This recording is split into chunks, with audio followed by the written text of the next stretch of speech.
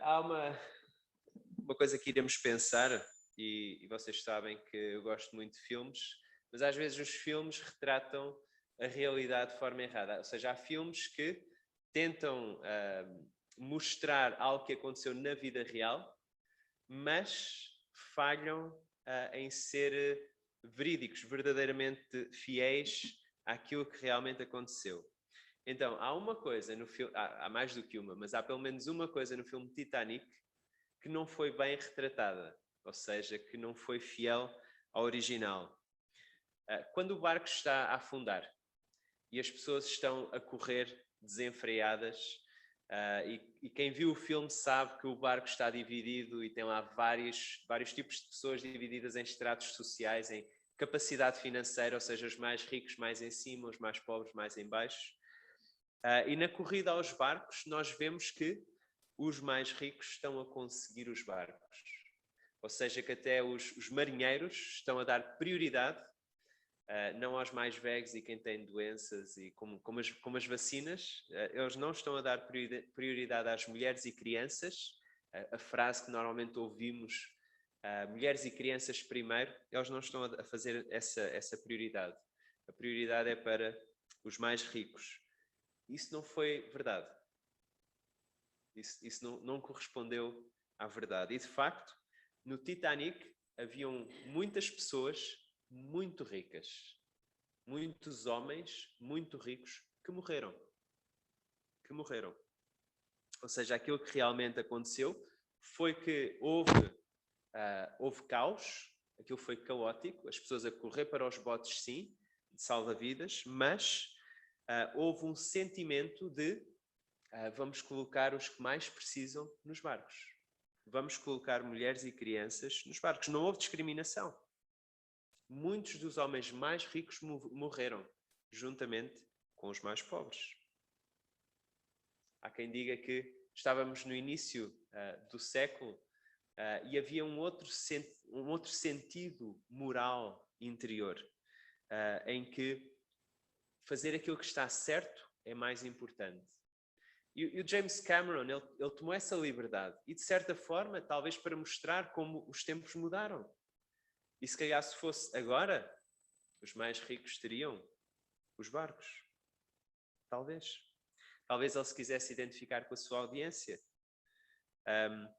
Mas há uma coisa que o filme, há mais do que uma, mas pelo menos uma, que o filme retratou bem. Não havia botes salva-vidas suficientes. Não havia. Apesar do Titanic ter mais do que o número de botes salva-vidas requeridos pelas autoridades marítimas, tinha mais daquilo que era requerido, mesmo assim não tinha o suficiente para todas as pessoas que estavam no barco. Ou seja, há algo que não é verdadeiro, há algo que é falso. Não havia botes salva-vidas suficientes. Mas esta ideia de ter a vontade de fazer aquilo que é certo, ter a vontade de fazer aquilo que é certo, mesmo quando custa, mesmo quando é difícil, e as coisas que oferecem salvação, que parecem oferecer salvação, de facto facilmente nos levam ao fundo. E eu queria que ficássemos com estas duas ideias em mente. E há outra coisa que o filme também não retratou bem, que foi o primeiro oficial e o capitão. O primeiro oficial, ele não era uma pessoa assim tão má. Não. Todos eles estavam a trabalhar para que o maior número de pessoas entrasse naqueles botes salva-vidas. O capitão morreu com o barco. E isso foi verdade e foi retratado. Ou seja, ele morreu com o seu navio. Ele apenas conseguiu salvar alguns. Então vamos ler Mateus 27, versículos 27 a 44. Os versículos podem aparecer no PowerPoint e eu vou pedir ao João se ele puder ir passando. Mas aquilo que vamos ler é Mateus 27, dos versículos 27 ao versículo 44. E diz assim a palavra de Deus. Logo a seguir, os soldados do governador, levando Jesus para o pretório, reuniram em torno dele toda a corte. Despojando-o das vestes, cobriam-no com um manto escarlate. Tecendo uma coroa de espinhos, puseram-lhe na cabeça e na mão direita um caniço. E ajoelhando-se diante dele, o escarneciam, dizendo: Salve, Rei dos Judeus. E cuspindo nele, tomaram o caniço e davam-lhe com ele na cabeça. Depois de o terem escarnecido, despiram-lhe o manto e o vestiram com as suas próprias vestes. Em seguida, o levaram para ser crucificado. Ao saírem, encontraram um Cirneu, chamado Simão, a quem obrigaram a carregar-lhe a cruz. E chegando a um lugar chamado Gólgota, que significa o lugar da caveira, deram-lhe a beber vinho com fel, mas ele, provando-o, não o quis beber. Depois de o crucificarem, repartiram entre si as suas vestes, tirando a sorte, e assentados ali o guardavam.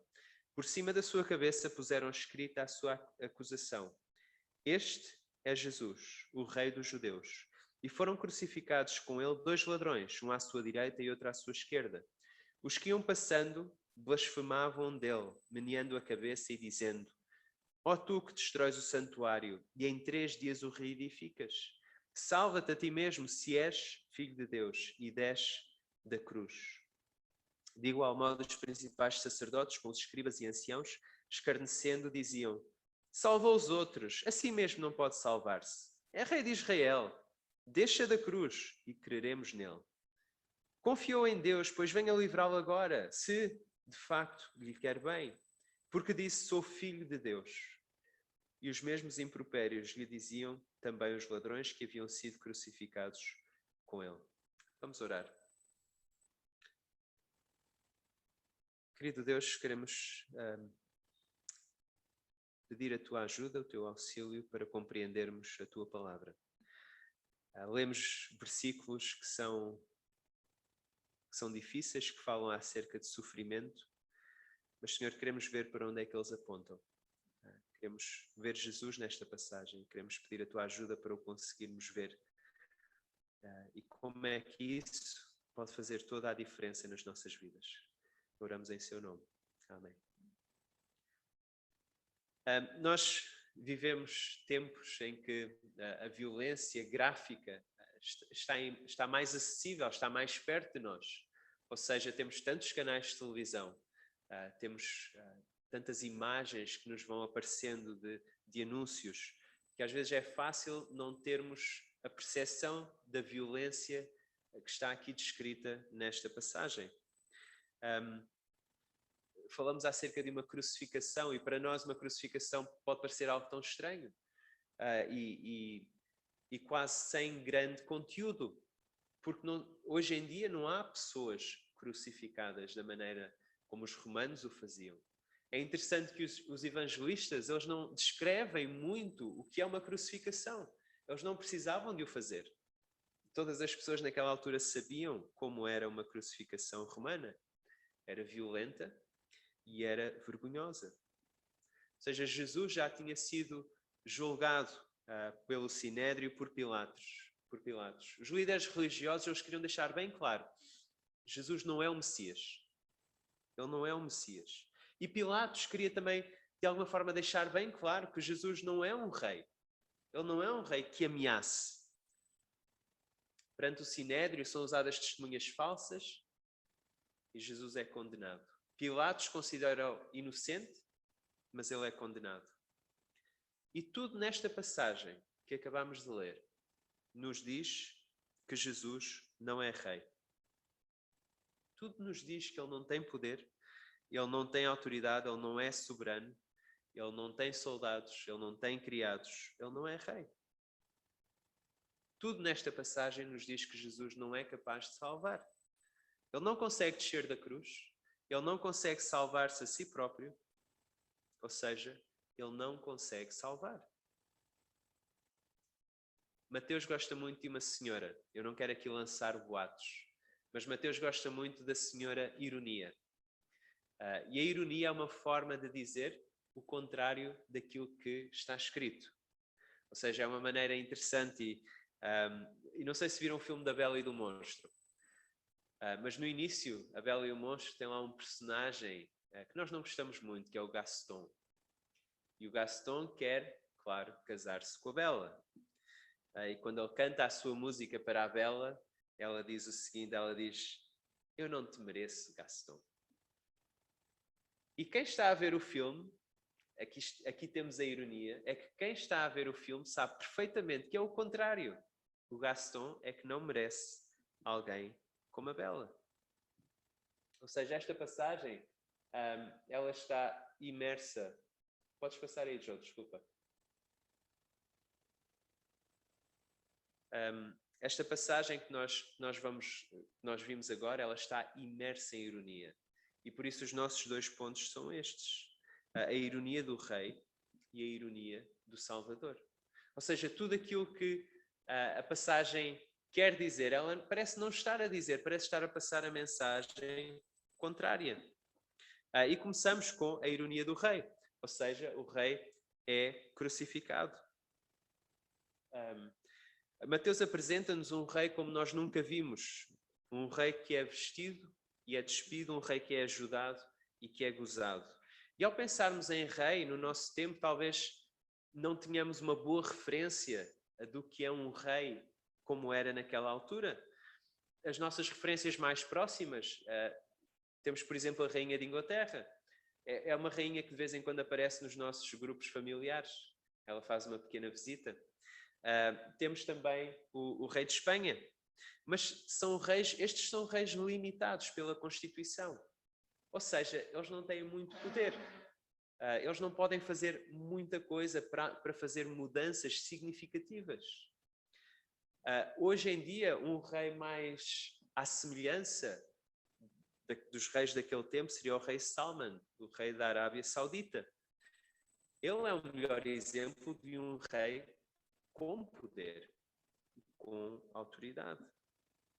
Seria muito perigoso gozares ou ridicularizares o rei Salman. Seria perigoso ridicularizares a rainha de Inglaterra, porque nós temos 3 ingleses adultos aqui nesta igreja, mas apenas por causa disso. Mas seria perigoso, terias o exército do rei Salman à tua perna e ao teu pescoço, se dissesses algo de errado. E no julgamento parece ter ficado bem claro que Jesus não é rei. Mas o que é que nós lemos? No início, soldados romanos pegam no seu prisioneiro. E diz assim, despojando-o das vestes, cobriram-no com um manto escarlate, tecendo uma coroa de espinhos, puseram-lhe na cabeça e na mão direita um caniço, e ajoelhando-se diante dele, os escarneciam, dizendo, salve, rei dos judeus. Ou seja, os soldados preparam-no como se ele fosse um rei. Eles colocam os seus próprios mantos de soldados romanos, um pequeno manto vermelho, colocam em Jesus, colocam uma coroa de espinhos até rasgar a sua pele e ensanguentar a sua face. Eles dão-lhe um caniço em vez de um cetro. Eles ajoelham-se como se estivessem a ajoelhar em frente a um rei. E eles dizem, salve, rei dos judeus, como se estivessem a dizer, ave César.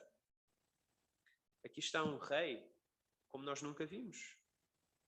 É um rei que se permite ser gozado, ser abusado, espancado. Um rei que dispensa soldados. E a questão é, será que pode existir um rei assim? Será que pode existir um rei assim?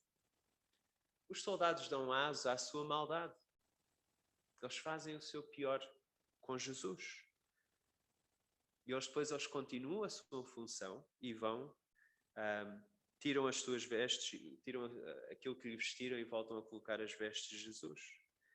Para estes soldados, um rei deve ser um rei como César. Alguém com muito poder que nunca estaria nesta situação. Alguém que nunca seria preso, julgado e condenado. Para os leitores de Mateus, a história é diferente. Porque para quem está a ler Mateus, já leu os capítulos 1 ao 26.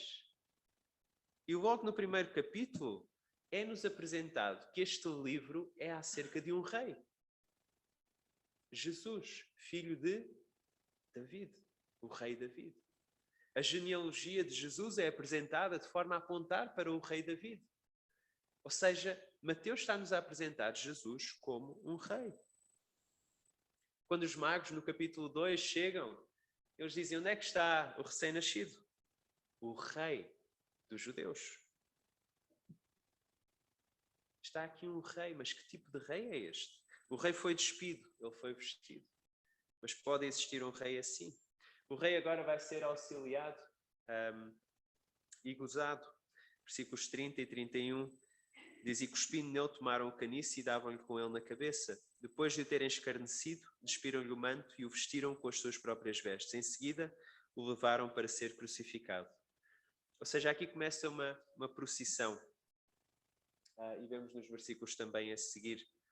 A sair encontraram um sireneu chamado Simão, a quem obrigaram a carregar-lhe a cruz, e chegando a um lugar chamado Gólgota, que significa lugar da caveira, deram-lhe a beber vinho com fel, mas ele, provando, não o quis beber.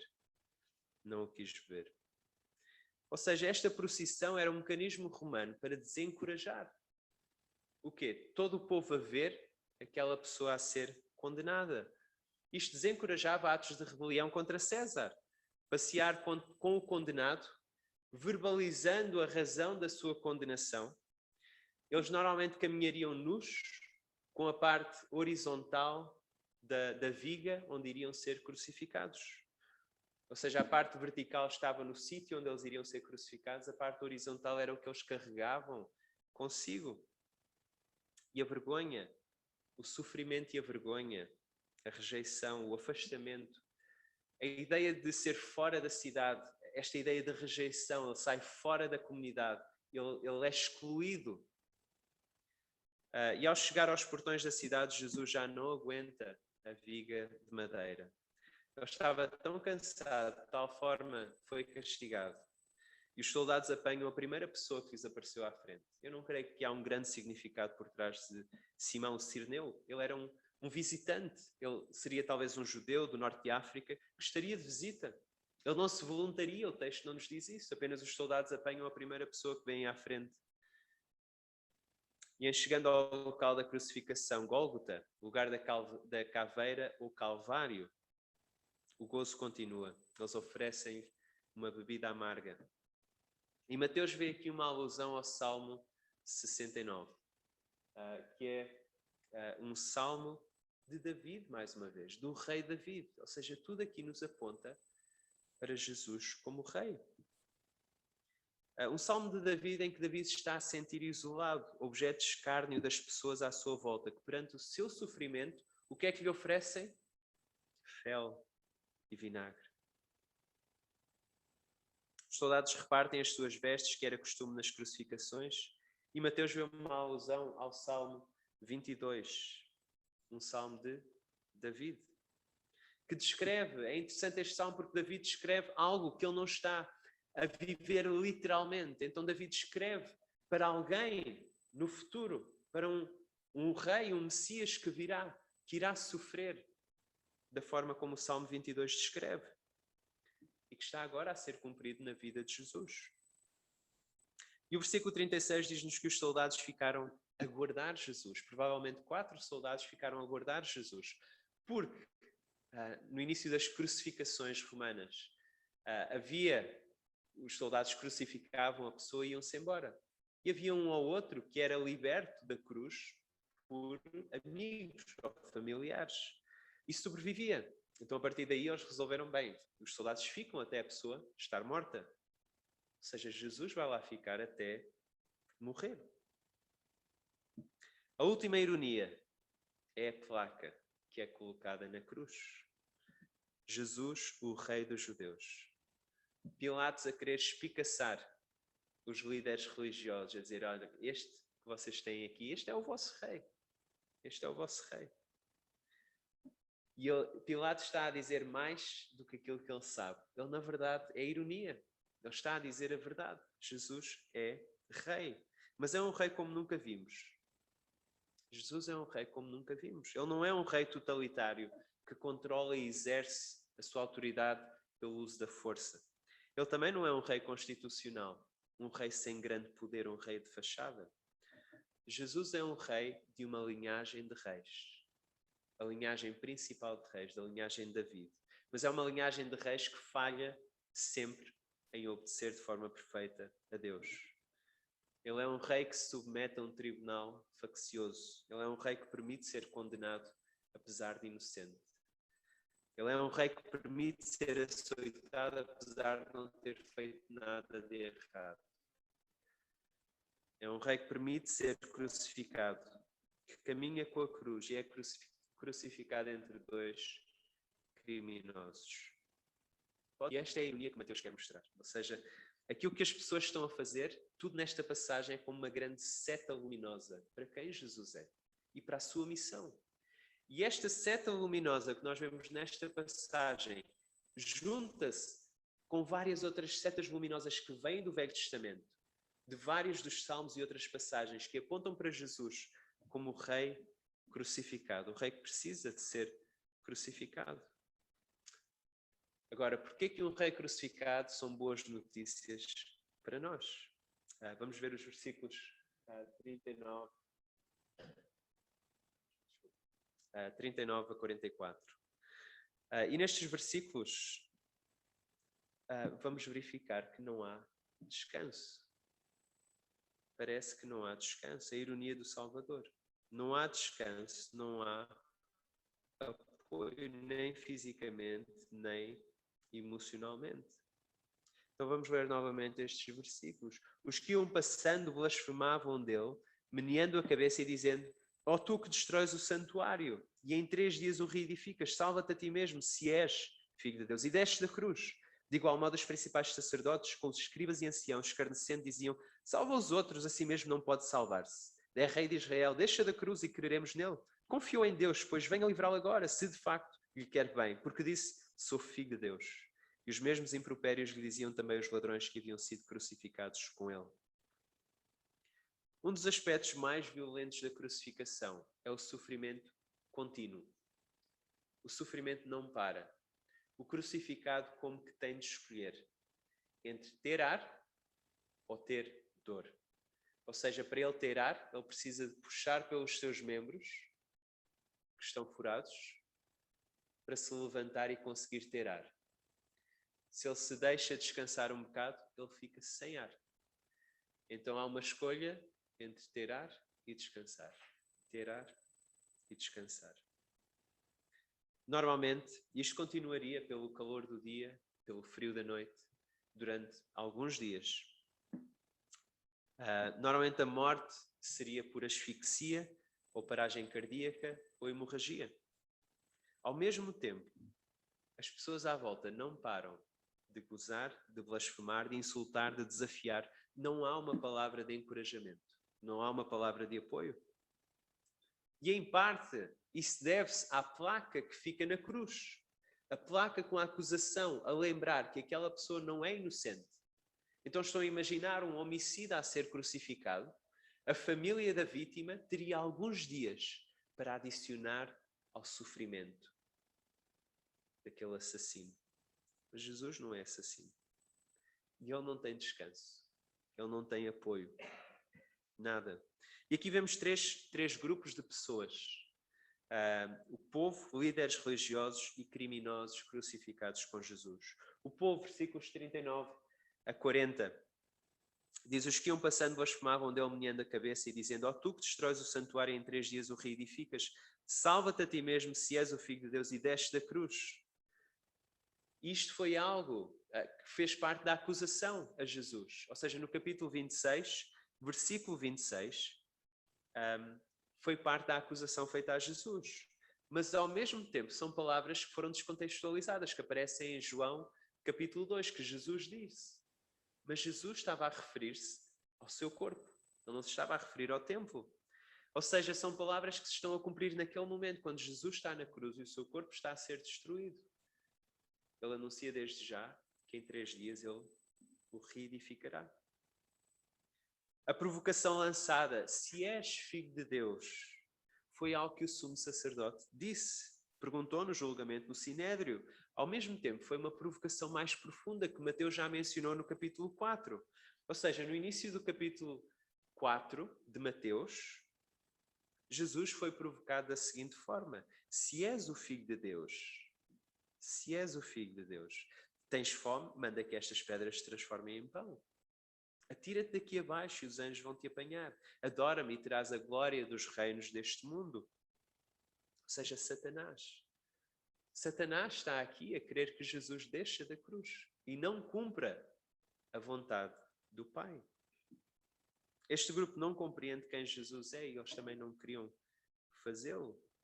Os líderes religiosos, nos versículos 41 a 43, Diz de igual modo os principais sacerdotes que os escribas e anciãos escarnecendo diziam: salva os outros, assim mesmo não pode salvar-se. É rei de Israel, deixa da cruz e creremos nele.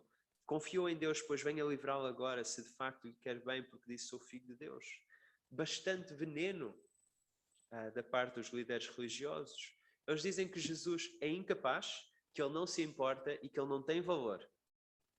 Ou seja, ele é incapaz, ele fez milagres para ajudar os outros, ele contribuiu para a vida dos outros, mas ele não consegue fazer nada para se ajudar a si próprio. Eles dizem que Jesus não se importa, eles dizem: olha Jesus, se tu desceres, nós vamos acreditar, não é isso que tu queres? Então se te importas connosco, desce da cruz e nós vamos acreditar. E eles dizem que Jesus não tem valor. Então o teu pai não te vem ajudar? Tu não és o filho de Deus? Ele não se importa contigo? Muito veneno. E voltamos também à ironia de Jesus, o rei de Israel. Que tipo de rei é este que morre numa cruz? Que entrega a sua vida? É exatamente o tipo de rei que o anjo disse a José que Jesus ia ser. Capítulo 1, versículo 21, o anjo disse a José: ela dará à luz um filho e lhe porás o nome de Jesus. Jesus, porque ele salvará o seu povo dos pecados, dos seus pecados. E porás o nome Jesus, o nome que em hebraico é Josué, que significa Deus salva, Yahweh salva. É exatamente este o tipo de rei que Jesus é. Em Mateus 20, quando a mãe de Tiago e João acha que o rei inaugurado é um rei semelhante aos reinos deste mundo e pede que os seus filhos tenham lugares de destaque. E no seu esclarecimento Jesus diz qual é a sua missão e que tipo de rei ele é. Em Mateus 20, versículo 28, ele diz: o Filho do Homem não veio para ser servido, e sim para servir e dar a sua vida em resgate por muitos. Alguém disse que aquilo que prendeu Jesus à cruz foi o amor. Não foram os pregos, foi o amor que prendeu Jesus à cruz. E de certa forma é verdade. O Don Carson diz algo parecido, mas que eu creio ser mais fundamental. Ou seja, aquilo que Jesus não se salvou não foi por causa do poder dos pregos. Foi para fazer a vontade do Pai. Ou seja, foi a sua decisão de fazer a vontade do Pai. E eu creio que isso é mais fundamental, ou seja, vai mais fundo àquilo que Jesus queria. Ele, no fundo, queria fazer a vontade do Pai. Envolvia amar-nos? Claro que sim. Esta cena seria como se Jesus estivesse a segurar o pilar de uma ponte. E se ele saísse, o pilar e a ponte desabava. Ele está a segurar o pilar da ponte e as pessoas estão no cimo da ponte a dizer: então, não consegues sair? Não te consegues salvar? Salva-te, faz alguma coisa. E se ele saísse, a ponte caía. E aquelas pessoas morriam. É irónico. A verdade é que se Jesus tivesse descido da cruz, os líderes religiosos não teriam acreditado nele. Não teriam. Provavelmente teriam ficado assustados, talvez impressionados. Mas pior que isso, Satanás teria ganho. Ninguém poderia ser salvo. Ninguém poderia chegar à presença de Deus. Ou seja, nós precisávamos que Jesus continuasse na cruz e continuasse para a parte mais difícil da cruz. Ainda não chegou à parte mais difícil. Um rei crucificado vai de alguma forma significar um rei salvador. Um rei que se torna o templo, que se torna o lugar de encontro entre nós e Deus. É deste rei que nós precisávamos. O gozo do povo que Jesus não é capaz de se salvar. Os religiosos gozam que Jesus não é capaz de salvar. Os criminosos que estavam ao lado de Jesus gozam que Jesus não é capaz de se salvar. Um rei crucificado é boas notícias. É boas notícias para nós. Porquê? Porque nós somos um destes dois ladrões. É interessante que a nossa passagem diz que estavam dois criminosos ao lado dele. Noutro dos evangelhos, lemos que há boas notícias, que um dos criminosos que foi crucificado junto a Jesus recebeu as boas notícias. Viu aquele rei crucificado e viu-o com boas notícias. foi salvo. Nós somos ladrões na cruz. E por isso são boas notícias para nós. Nós somos ladrões na cruz porque todos nós estamos condenados sem Jesus. Todos nós estamos condenados sem Jesus porque queremos viver à revelia de quem Ele é. Um rei amoroso que permanece na cruz por nós. Se não és cristão, desculpa chamar-te ladrão. Mas a Bíblia parece ter razão quando apresenta pessoas como sendo culpadas. Culpadas de sermos egocêntricos, incapazes de fazer o que é certo de forma consistente.